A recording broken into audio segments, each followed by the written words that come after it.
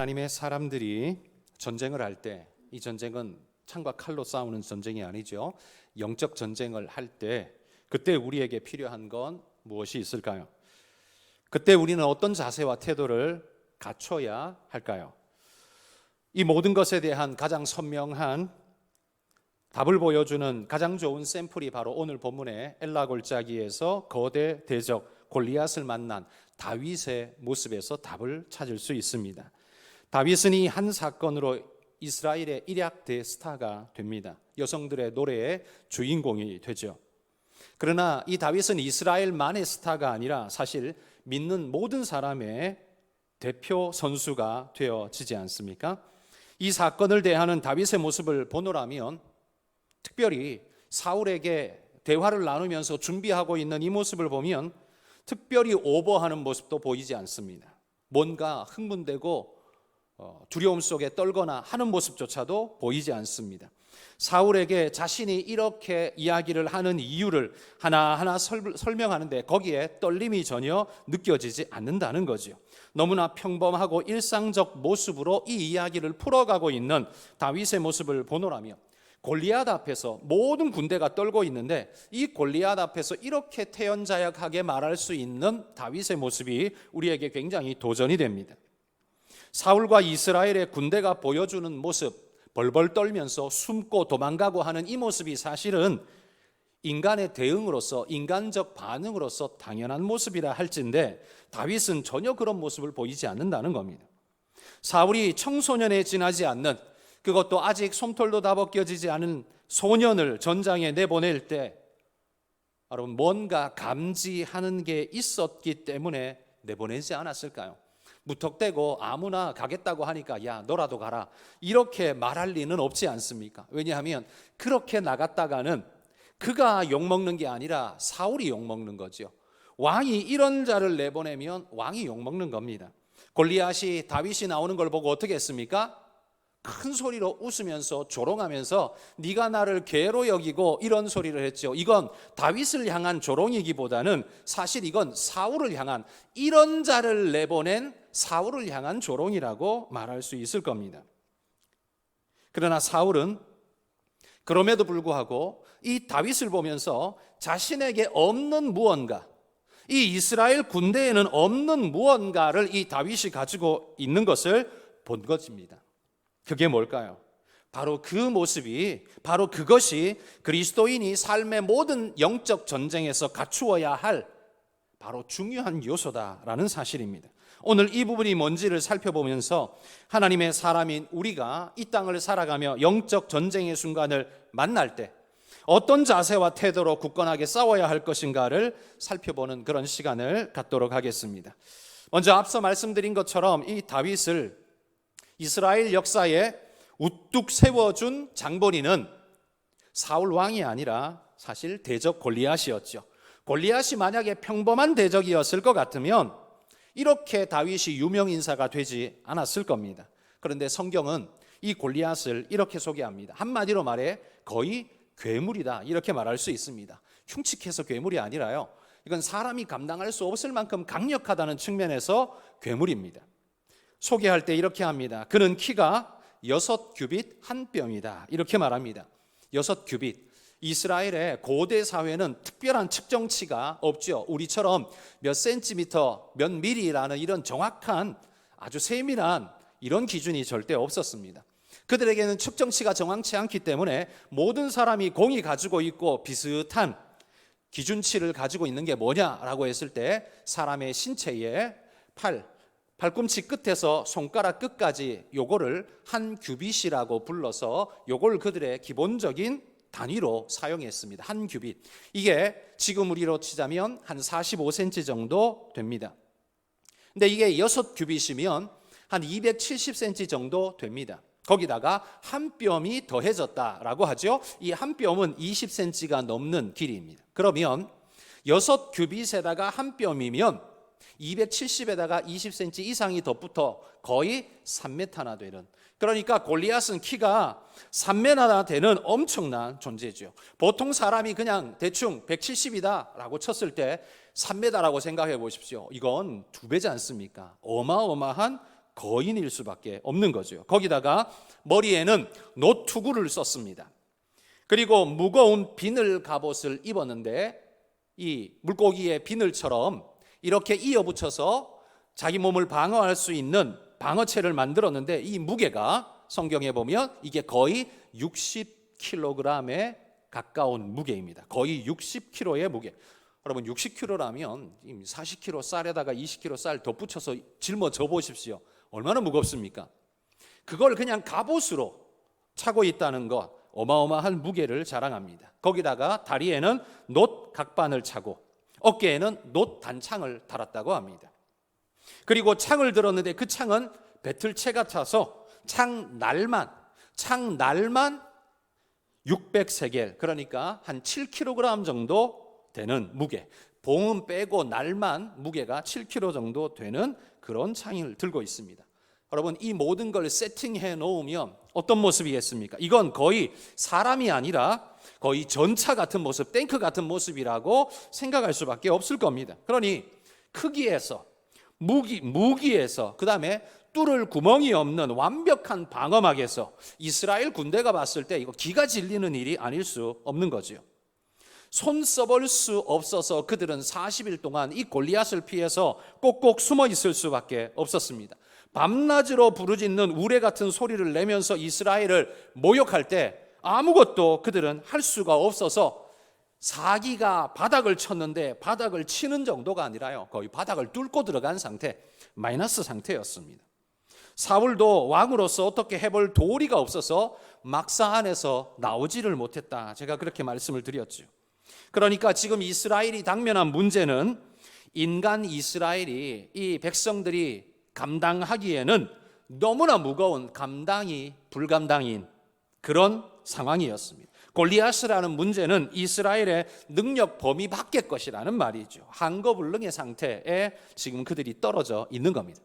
그런데 이런 상태에 갑자기 갑툭튀가 튀어나옵니다. 갑자기 툭 튀어나온 놈이 생기죠. 누굽니까? 다윗입니다. 다윗이 이 전장에 등장하게 되는 건 너무나도 그냥 일상적이고 평범한 이유 때문이었습니다. 아버지가 아들 셋을 이 전장에 내보내 놓았으니 마음이 얼마나 불안하겠습니까? 그래서 아들 잘 있나? 막내더러 야, 너가 가서 좀 알아봐. 그러면서 볶은 곡식과 떡을 그 손에 쥐어주면서 가서 그거 선물로 드리고 너는 형들 잘 있는지 알아보고 나한테 좀 알려줘라 보내게 됩니다. 그래서 막내 다윗은 형들의 안부를 묻기 위해서 이 전장에 와서 보게 되죠. 그런데 호기심이 많았던 다윗은 전장에 와서 두루두루 살핍니다. 살펴보니 이 상황이 너무나 자기 생각과는 너무나 상반되게 끔찍한 상황으로 완전히 기울어진 운동장으로 블레셋의 사기는 하늘을 찌르고 이스라엘은 거의 땅 파고 들어간 상태, 이런 상태인 걸 목도하게 되죠. 그리고 그 앞에 서 있는 골리앗이라는 장수는 얼마나 어마어마한지 이스라엘이 감당할 수 없는, 그래서 이스라엘은 지금 벌벌 떨며 무능과 무기력 그 자체로 무너져 있는 것을 보게 되죠. 여러분 우리는 다윗이 누군지 알기 때문에 이 다윗이 이 전장에 갔다라는 이야기를 듣는 순간 마음에 기대가 생깁니다. 다윗이 이제 갔구나, 이제 뭔가 하겠구나, 우리는 그런 마음이 들지만 여러분 그 시대에 소년 다윗, 아무도 알아주지 않는 그 다윗이 거기 등장했다는 건 그 시대 사람들에게는 아무 의미가 없는 이야기입니다. 이야기거리가 될 수 없죠. 끔찍한 대적 골리앗과 그 앞에 완전 무기력 상태로 무너져 버린 이스라엘의 군대, 그런데 그 상황 속으로 지금 아버지가 보내어서 떡 들고 들어가고 있는 아들, 소년 다윗, 여러분 이 트라이앵글을 한번 생각해 보십시오. 이 무지막지한 대적 골리앗, 여기에 완전히 무너져 버린 이스라엘의 군대, 그리고 거기에 떡 들고 들어가고 있는 아들 다윗, 이 모습이요 마치 저는 우리 주님이 이 땅에 오실 때의 우리의 모습하고도 똑같다는 생각이 듭니다. 사탄이라는 거대한 존재가 죄라는, 죽음이라는 그 허울로 우리를 뒤덮어가지고 완전히 인생을 장악해버리고 넘을 수 없는 존재로서 지배하고 있을 때, 그때 인생은 죄에 빠져서 허덕이면서 완전히 무너진 상태로 떨어져 있습니다. 그 사이에 생명의 떡이신 주님이 우리의 역사 가운데로, 그 전장 가운데로 들어오신 것입니다. 그게 성육신이지 않습니까? 그분이 들어오신 거죠. 마치 다윗이 떡 들고 전장에 간 것처럼 생명의 떡 자체이신 우리 주님이 이 기울어진 운동장으로, 이 말도 안 되는 상황 속으로 직접 오셔서 우리를 구하기 위해 오셨다는 사실입니다. 그러니 여러분, 이 그림을 놓고 보자면 다윗은 본인이 원한 건 아니지만 다윗은 앞으로 오실 우리 주님의 예표의 역할을 했다라고 우리가 말할 수 있습니다. 비록 그는 못 모르고 이곳에 왔지만, 아버지께서 보내셔서 왔지만, 이게 나중에 우리 주님이 이런 상황 속에 오실 것에 대한 예표가 될 줄은 아마 다윗은 상상도 못했을 겁니다. 알았더라면 다윗에게 얼마나 큰 영광의 마음이 들었을까요? 자, 이런 기울어진 운동장 전장에 찾아온 다윗은요, 환영받지를 못했습니다. 우리 주님도 이 땅에 오셨을 때 아무도 환영하지 못했습니다. 요한복음에 이렇게 말하죠. 자기 땅에 오매 자기 백성들이 영접지 아니하였다라고 성경이 말합니다. 다윗에게는요, 불편한 두 사람의 적극적 저항자가 있었습니다. 하나는 큰형 엘리압이었죠. 형의 눈에 비친 다윗은 애송이 자체였습니다. 게다가 28절에 보면 형은 다윗에게 이렇게 윽박지릅니다. 네가 전쟁을 구경하려고 왔구나, 이 교만한 놈. 이렇게 막 윽박지릅니다. 그러니까 다윗의 등장은 이건 부당하고 불편하고 부적격한 그 자체다라고 형은 되게 불편하게 지금 보고 있는 것이죠. 동생을 완전 무시하고 그 언어 속에 적대감마저 느끼게 합니다. 다윗에게는 이 큰형이 굉장히 큰 저항 존재였습니다. 두 번째는 사울이 또한 저항 존재죠. 형처럼 이렇게 적극적이진 않았지만 33절에 보면 사울이 이렇게 말하죠. 너는 소년이요, 그는 어려서부터 용사라. 그러니까 너는 안 돼, 나갈 수 없어, 너는 절대로 나가면 안 돼 라고 가로막고 있는 저항자가 사울이라는 말이죠. 골리앗하고 너하고는 떡잎부터 달랐다는 거죠. 한마디로 말해 너는 지금 하루 강아지 법 무서운 줄 모르고 여기 왔구나, 이런 이야기를 사울이 하는 거죠. 여러분, 그 현장에서 가족의 대표자인 큰형과 국가의 대표자인 사울이 이 다윗을 무시하고 불신하고 있는 이 장벽은 다윗에게는 넘어가기 힘든 불가능한 거대 장벽이었을 겁니다. 그런데 여러분, 우리 주님은 어땠습니까? 이 땅에 오실 때 주님도 여전히 수많은 조롱 가운데 있었습니다. 나사렛에서 무슨 선한 게 날 수 있냐?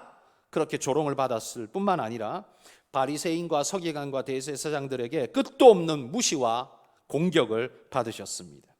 이 답이 없는 현장에 유일한 답으로 오신 우리 주님과 다윗, 그러나 그 현장은 철저히 그들을 무시하고 거부했다라는 동일성이 있죠.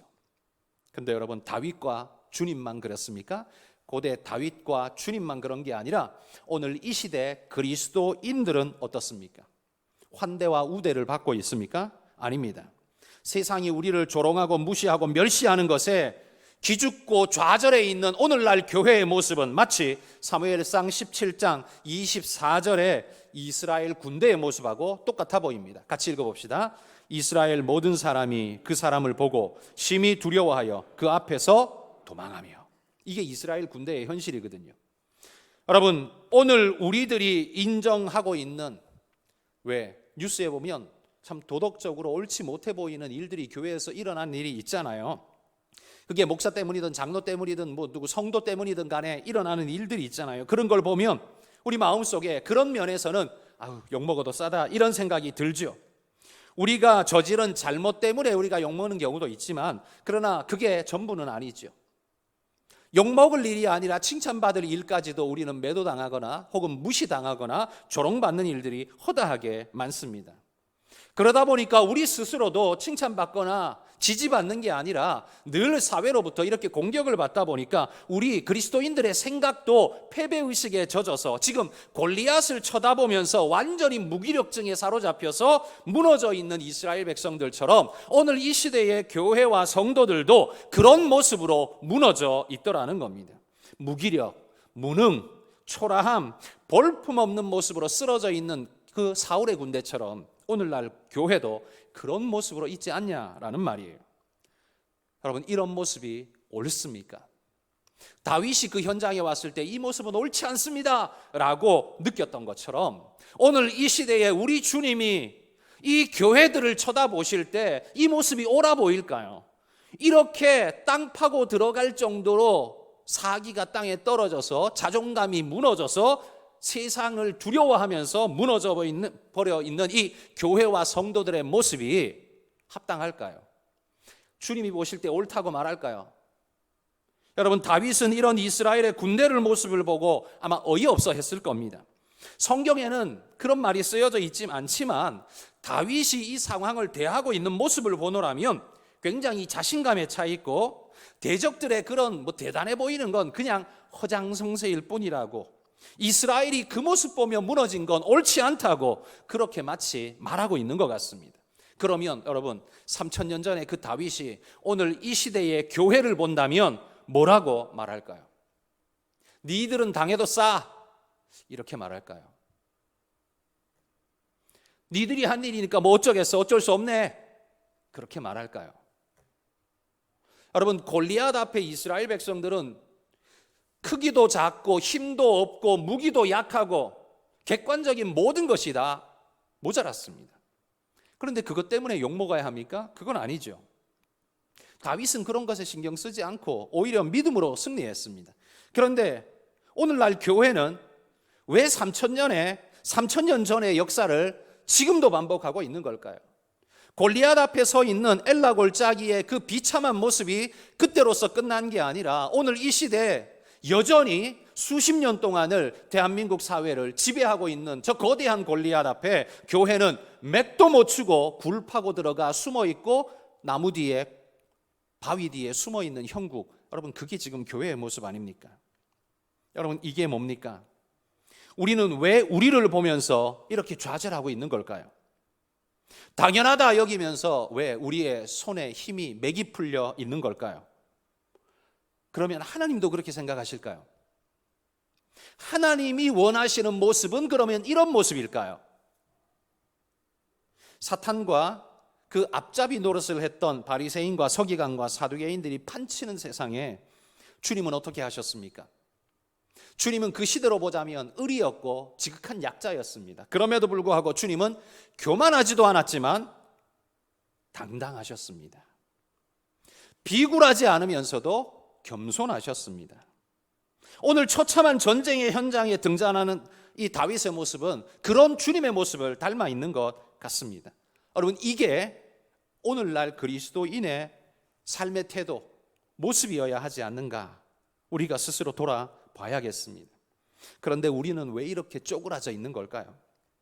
스스로의 패배를 당연시 여기면서 그렇게 무너져 있는 이스라엘 군대처럼 우리도 똑같이 그렇게 여러분 굴 파고 들어가 있는 건 아닙니까? 오늘 우리도 교회의 패배는 당연지사다라고 여기면서 그렇게 무기력에 빠진 건 아닌지 모르겠습니다. 여러분, 우리가 교회로 모인 건 남들보다 뛰어난 도덕성의 소유자들을 불러 모아서 교회를 만든 게 절대 아닙니다. 교회로 모인 건 오히려 도적대들, 강도들, 사기범들, 죄인들, 이런 자들이 모여서 교회가 된 겁니다.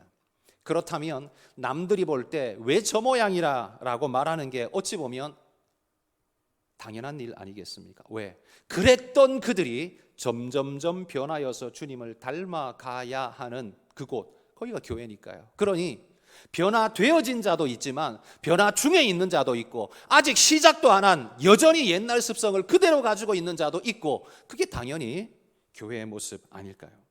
물론 이 정도 되어야 될 것만 같은 사람이 그 모습을 보이지 못하니까, 그러니까 우리의 마음에 안타까움이 드는 것, 그건 사실입니다. 그러나 여러분, 언제 우리가 도덕성 충만으로 교회를 이루었습니까? 언제 우리 능력이 좋아서 교회를 이루었습니까? 아닙니다. 성경에 말하듯 주님은 정말 세상의 찌꺼기 같은 존재들을 불러 모아 교회를 만들었다 그랬고, 세상에 소망 없는 무너진 자들, 멸시받는 자들을 불러 모아서 교회를 만들었다고 성경이 그렇게 일러주고 있습니다. 그렇다면 여러분, 그들이 욕하고 있는 것, 그건 새로운 일이 아니라 어찌 보면 우리 예전부터 그랬던 당연한 일 아닙니까? 그런 짓을 저지르는 게 당연하다는 말이 아니라 그게 뭐 새로울 만한 말은 아니지 않습니까? 그걸 뛰어넘어서 우리가 주님 닮은 모습으로 변하여 가려고 몸부림하고 있는 것일 뿐이지, 우리가 완벽해서 이 자리에 있는 것, 완벽한 자들만 불러 모아놓은 게 교회는 아니라는 말이죠. 그러니 여러분, 우리의 자긍심을 우리의 완벽성에 두지 말라는 겁니다. 우리의 도덕성 완전성에 우리의 자긍심을 두지 말라는 겁니다. 도덕성이 좀 무너진 사건이 일어났다고 해서 교회의 자긍심이 무너져서 되겠습니까? 아닙니다. 우리는 원래 그런 존재였습니다. 그랬는데 주님이 우리를 구원하기 위해서 당신의 십자가 피를 쏟으며 십자가를 지고 우리를 구원해 주신 것입니다. 그러니 우리는 뭐라고 말해야 됩니까? 뻔뻔스럽자라는 의미가 아니라, 맞습니다, 나는 그렇게 비참하고 연약한 볼품없는 존재입니다. 그러나 그런 나를 위해서 주님이 십자가 지시고 피 흘리셨으니 내가 어찌 주님을 부인하고 모른다 하며, 이 연약함에 비록 내가 빠져 있지만 어떻게 내가 우리 주님을 놓을 수 있습니까? 여전히 나는 우리 주님을 따를 뿐입니다. 여러분, 그 고백으로 끝까지 붙잡고 가야 할 일 아니겠습니까? 여러분, 우리의 소망과 능력은 그 어느 한 시간대에도 우리 자신에게 이유가 있었던 적은 없습니다. 그런데 왜 우리는 우리 스스로의 모습 때문에 이렇게 무너져 있는 겁니까? 오늘 이 영적 전쟁의 상황 속에 하나님이 떠나버린 그 사울처럼 왜 우리는 그런 모습을 하고, 우리는 안 돼, 우리는 쓸모없어, 우리는 쓰레기야, 그런 무너진 자존감으로 그걸 마치 당연시 여기면서 골리앗 앞에 도망가고 있는 그 이스라엘의 군대처럼 그렇게 우리가 살아야 하는가라는 말입니다. 여러분, 조롱과 무시가 난무한 오늘 이 현장이지만 믿음으로 그 현장 속으로 당당히 걸어 들어갈 수 있는 다윗 같은 아름다운 자들이 되시기를 주의 이름으로 축복합니다. 여러분, 아직 전쟁은 끝나지 않았습니다. 이 악한 세력과의 영적 전쟁은 여전히 진행 중입니다. 그런데 우리 스스로가 그런 세상의 소리를 듣고 스스로 패배를 인정하고 주저앉아 버리면 전쟁은 이미 끝난 것입니다. 그러나 우리 주님께서 이 세상 역사 가운데로 당신이 생명의 떡이 되셔서 들어오셨다는 사실을 기억하십시오. 그렇게 처절하게 무너진 자를 먹이시기 위해서, 살리시기 위해서, 구원하시기 위해서 오셨다는 사실입니다. 무능하고 무기력하고 싸울 의지조차 잃어버린 우리를 구하기 위해 소년 다윗이 지금 이 전장에 걸어 들어가듯 우리 주님도 우리 가운데 오셨습니다. 자, 그렇다면 여러분, 소년 다윗이 이 두려운 전쟁의 현장에서 어떻게 이토록 담대할 수 있었을까요? 이게 오늘 우리가 함께 나누고자 하는 설교의 핵심입니다. 그 형의 말처럼 이 동생 다윗, 어린 다윗은 현실감 없는 하룻강아지의 모습을 하고 있습니다. 세상의 뜨거운 맛을 아직 못 봐가지고 저런다, 이렇게 말할 수 있는 그런 사람입니다. 뭐 제가 형이라도 아마 그런 비슷한 말을 했을 것 같습니다. 그러나 여러분, 우리가 성경을 보건대 다윗에게는요 분명한 이유가 있었습니다. 이 이유가 형에게는 없었어요. 사울에게도 없었습니다. 오직 이 다윗에게만 있었습니다. 그런데 이 이유가 이 문제의 정답이었습니다. 그리스도인은 이런 영적 전쟁의 순간, 바로 이런 다윗이 가졌던 이런 이유 때문에 당당해야 합니다. 그 이유가 뭘까요? 두 가지 말씀을 드립니다. 첫 번째 이유는요, 하나님이 나와 늘 동행하신다는 걸 한시도 잊지 않았던 믿음 때문에 다윗은 당당할 수 있었습니다. 37절에 보십시오. 다윗이 이렇게도 확신한 이유를 이렇게 고백합니다. 또 다윗이 이르되 여호와께서 나를 사자의 발톱과 곰의 발톱에서 건져내셨은즉 나를 이 블레셋 사람의 손에서도 건져내시리이다. 사울이 다윗에게 이르되 가라, 여호와께서 너와 함께 계시기를 원하노라. 다윗에게는 하나님께서 자신과 함께 하신다는 믿음이 확실하게 있었습니다. 하나님이 늘 나와 함께 동행한다는 믿음. 다윗이 어리석어 보일 만큼, 세상 물정 모르는 사람처럼 보일 만큼 담대할 수 있었던 이유가 뭐냐? 그건 자기 능력, 그게 아닙니다. 하나님이 나와 동행한다는 걸 늘 경험하고 믿고 살았기 때문에, 여전히 이 상황에서도 그러하다라고 믿기 때문에 그런 겁니다. 다윗의 고백을 보면요, 마치 자신이 할 수 있을 거라는 믿음을 가지고 있는 것 같습니다. 그런데 그 할 수 있음이 자기 능력에 기인한 게 아니죠. 하나님이 함께 하신다는 믿음 때문에 그런 마음 갖는 겁니다. 어떻게 들으면 이게 되게 다윗 교만한 거 아니야? 이런 생각을 할 만해요. 그러나 다윗은 지금 교만을 쏟는 게 아니라 믿음을 토하고 있는 겁니다. 여러분, 때때로 믿음이 교만처럼 보일 때가 있습니다. 그렇지 않습니까? 그리고 또 반대로 어떨 때는 때때로 겸손이 비굴한 것처럼 보일 때가 있습니다. 나는 그냥 겸손했을 뿐인데 그걸 삐딱하게 보는 대적은 저 비굴한 놈이라고 나를 조롱할 수 있고요. 나는 그냥 말씀을 의지해서 당당했을 뿐인데 사람들은 나를 손가락질하며 저 교만한 놈이라고 말할 때도 있을 겁니다. 그러나 여러분, 내가 하나님 앞에서 부끄럽지 않다면 사람들이 그렇게 손가락질한다고 해서 주저앉지 마시기를 바랍니다. 그들이 뭐라고 말해도요, 내가 교만으로 교만하다면 내가 욕먹어야 마땅하지만 그게 아니라 하나님의 말씀에 다윗처럼 믿음 가지고 지금 나가는 거라면 여러분, 끝까지 당당하시기를 축복합니다. 다윗의 말을 보십시오. 나를 이 블레셋 사람의 손에서 하나님께서 건져내실 겁니다. 이 믿음을 고백합니다. 세상이 보기에는요, 다윗이 그냥 하룻강아지였습니다. 눈도 못 뜬 갓 태어난 하룻강아지였어요. 그러나 하나님이 보실 때에는요, 이 다윗의 고백이 하나님 귀에 쏙쏙 들어오는 장수의 고함 소리 같았을 겁니다. 여러분, 세상이 교회를 볼 때, 그리고 세상이 저를 볼 때, 나를 볼 때 분명코 하룻강아지 같이 볼 겁니다. 그러나 그가 그렇게 본다고 해서 우리 교회가 정말 하룻강아지입니까? 아닙니다. 그들이 어떻게 보든 하나님이 나를 어떻게 보시는가, 이게 더 중요한 것입니다. 하나님이 나를 장수로 보신다면 저 거대해 보이는 골리앗은 하나님의 밥일 뿐입니다. 지금까지 교회는요, 너무도 세상의 눈치를 보며 그들의 평가를 내 결론인 줄 알고 객관적인 평가인 줄 알고 착각하고 그대로 그게 자기 인식이 되어버린 그런 굉장히 미련한 짓을 우리가 일삼아 왔습니다. 그래서 성도들도 스스로 거의 자해하는 수준으로 교회를 생각해 왔던 것도 부인할 수 없을 겁니다. 네가 왜 여기 왔느냐? 전쟁을 구경하러 왔구만. 그렇게 욕하던 형처럼 세상이 소리치기만 하면 교회는 어떻게 했습니까? 완전히 깨갱하고 찌그러져 버렸습니다. 그리고 교회 안에는 어떤 일이 일어납니까?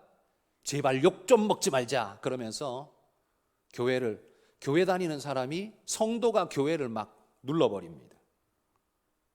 그게 막 존재 이유인 것처럼 해버립니다. 그러다 보니 어느샌가 교회가 세상의 입맛을 맞추려고 자기 색깔을 바꾸기 시작합니다.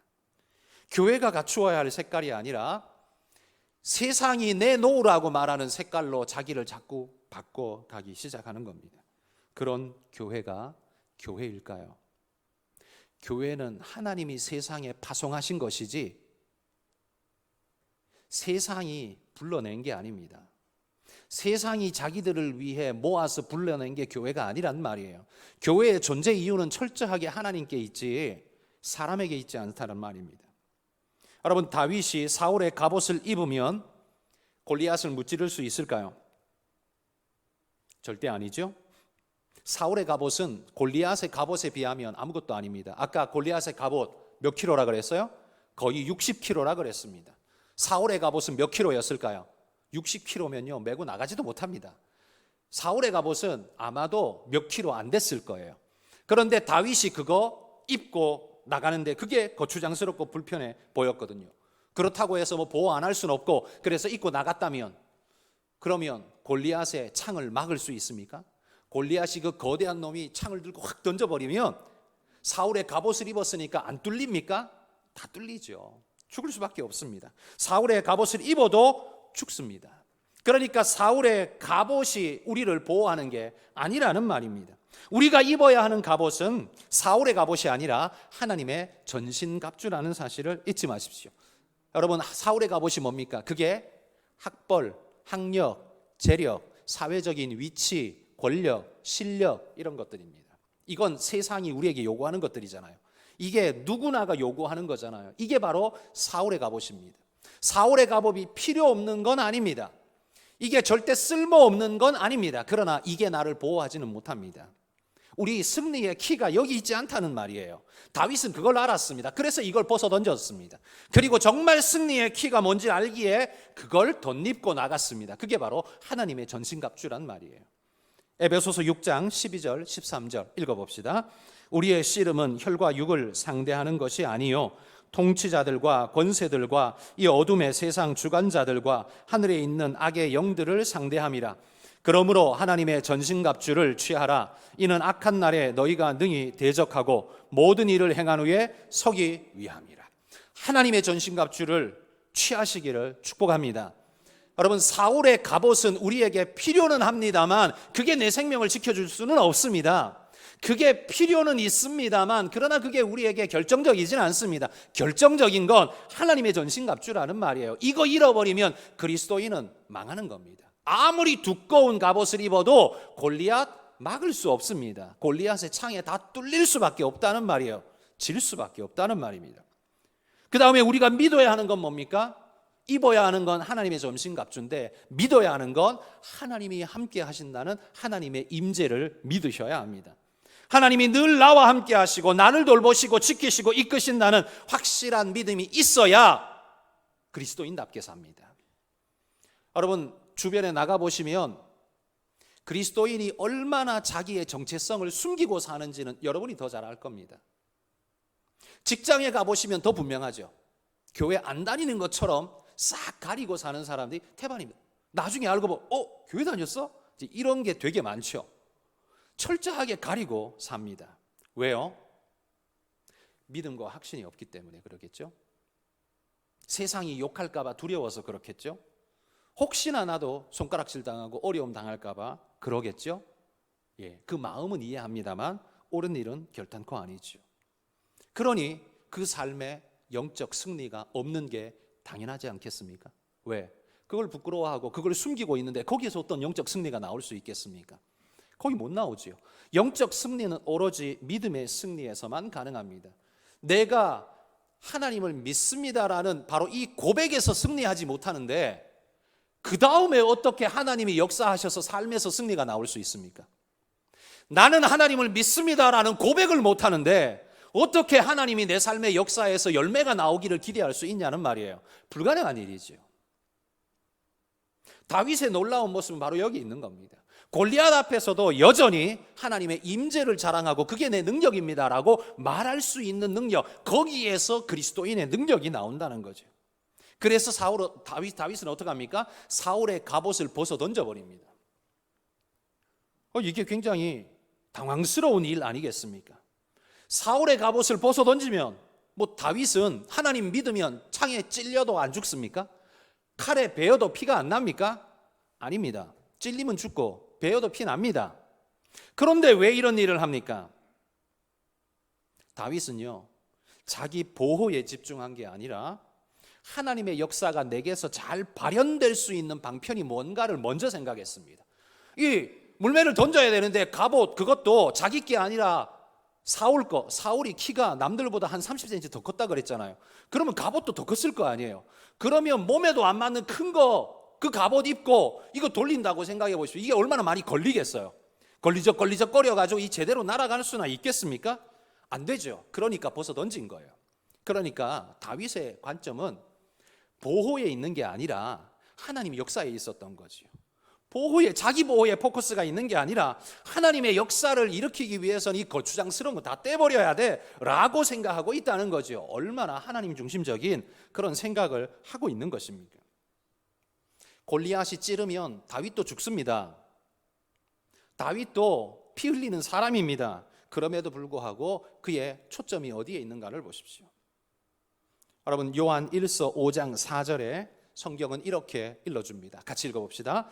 무릇 하나님께로부터 난 자마다 세상을 이기느니라. 세상을 이기는 승리는 이것이니 우리의 믿음이니라.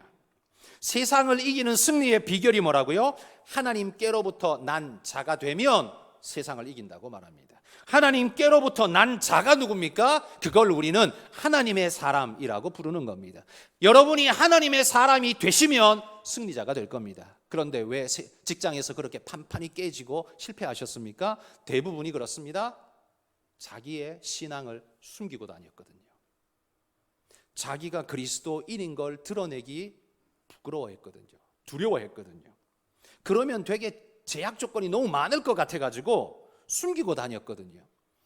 믿음의 결단이라는 게 발동할 수 있는 원천을 내가 차단하고 하나님의 역사가 어떻게 일어납니까? 여러분, 사울의 갑옷을 입어야 승리하는 게 아닙니다.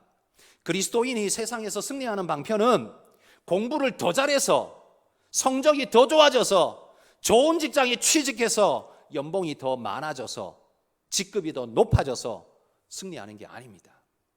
그러면 오히려 그 좋은 것들은 오히려 우리에게 더 많은 유혹거리가 되고 내 발목을 잡는 일이 될 수 있습니다. 사울의 갑옷이 우리에게 승리를 주는 게 아니에요. 엘리압의 나이 정도 되어야 승리하는 것도 아닙니다.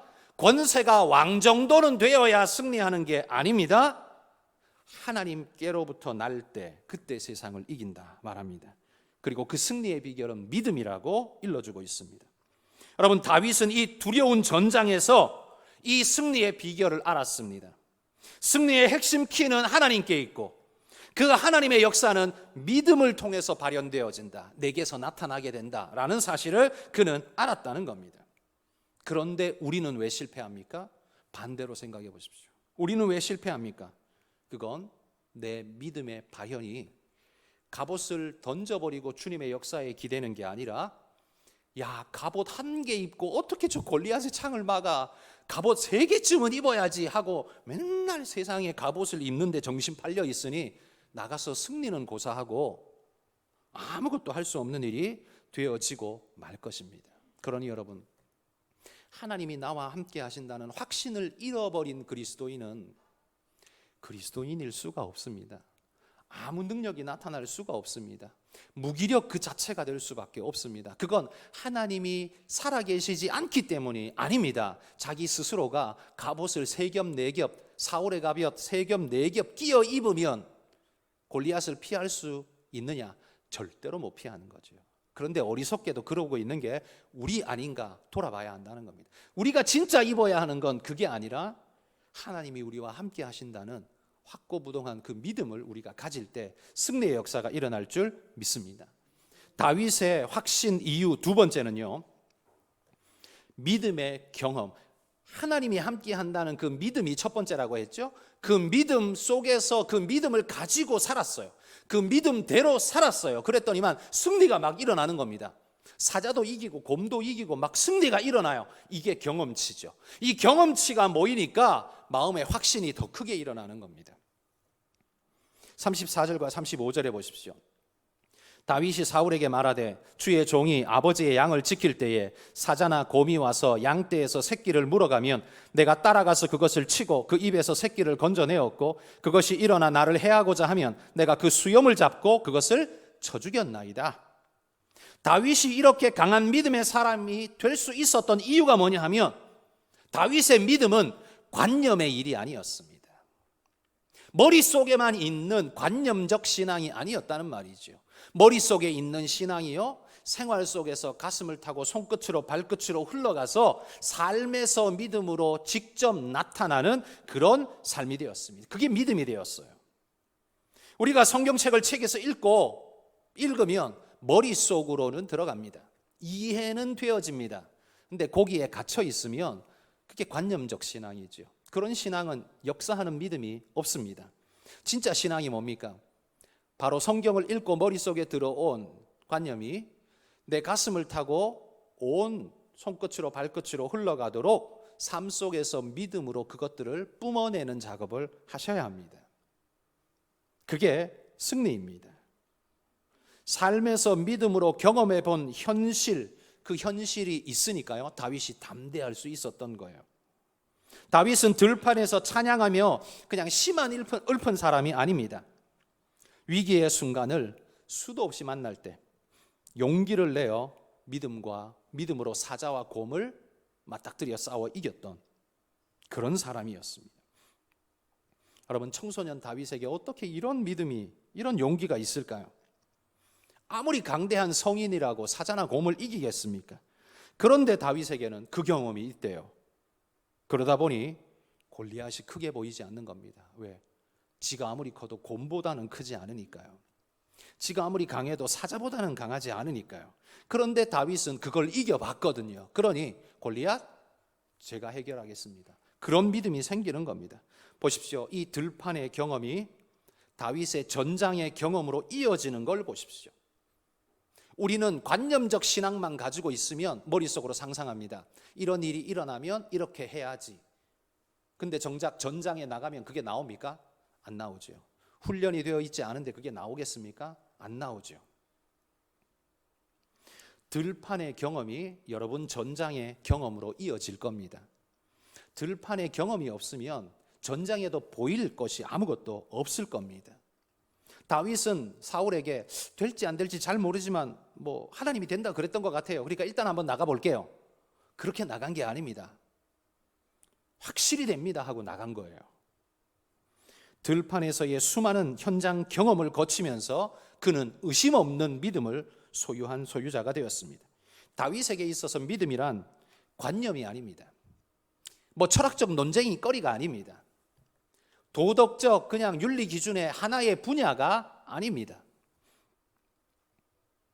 머릿속에만 역사하는 능력이 아니라 삶에서 역사하는 능력이었기에 다윗의 신앙이 그럴 수 있었던 겁니다.